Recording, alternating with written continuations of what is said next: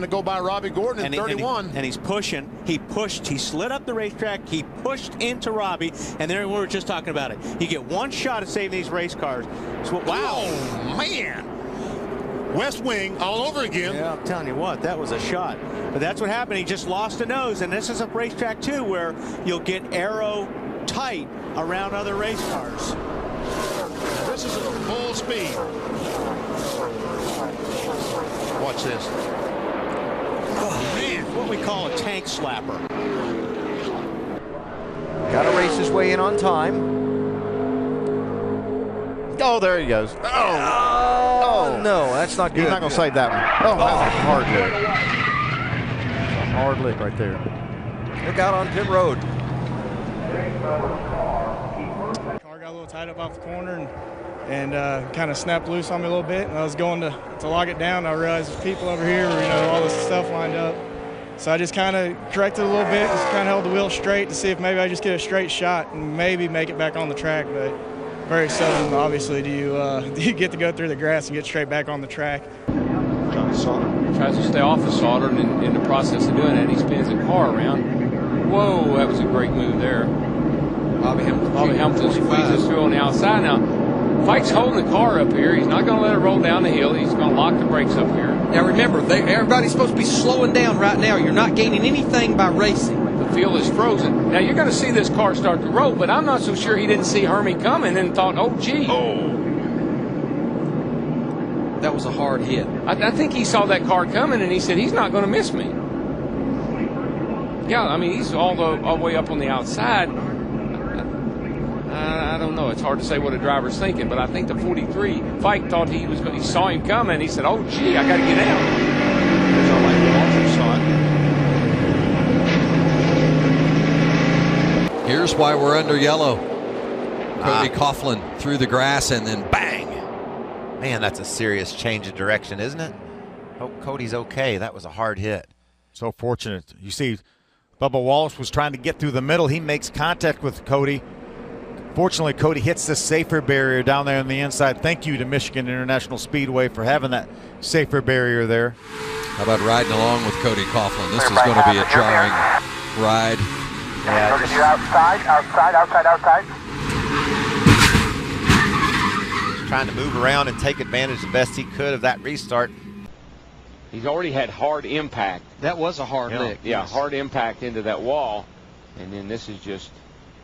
Boy, it sure looks like it's still accelerating. Yeah, it does. Wow, the equipment we have now. We're watching this from high above, trying to figure out exactly what happened.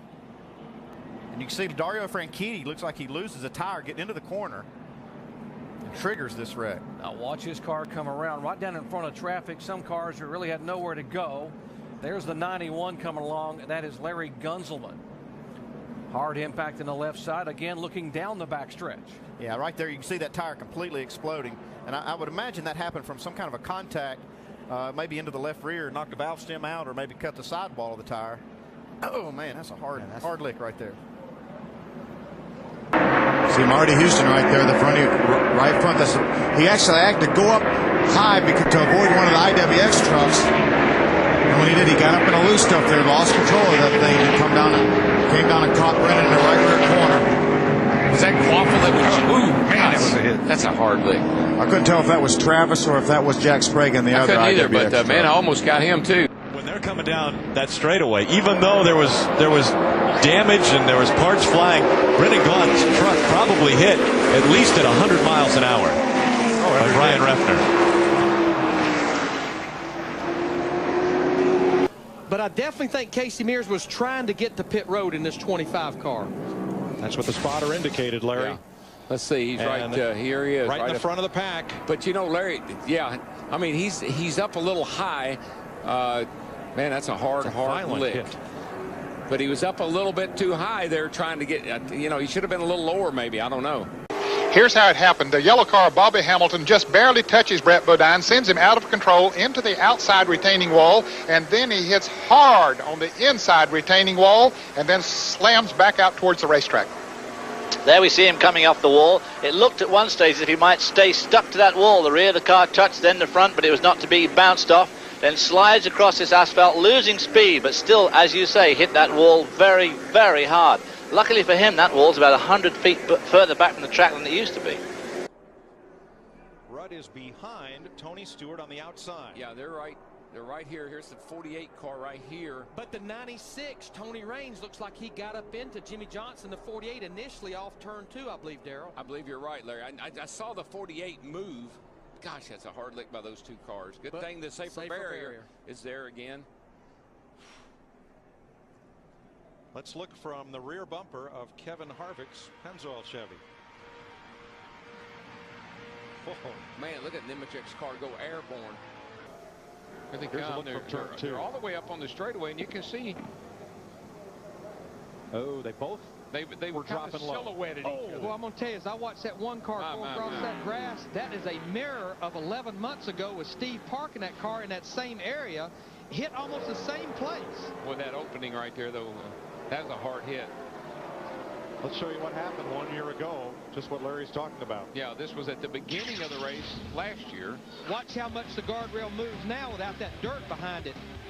See Rusty Wallace and the one car get together, and then here comes Dale Jr.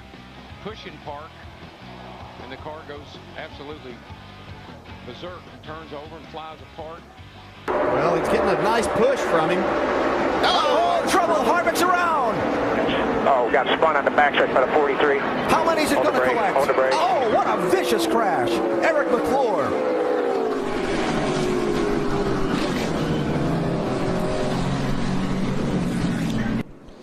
Okay. That's Kenny Wallace, the 25 car in the middle between these two cars, 38 and 42. Oh, hard. That's a hard lick right there. Saw the whole car come off the ground, back wheels. So contact from behind by the 25 car, and the 38 just abruptly spins right across the racetrack in front of Juan Pablo Montoya. Okay, let's watch and listen.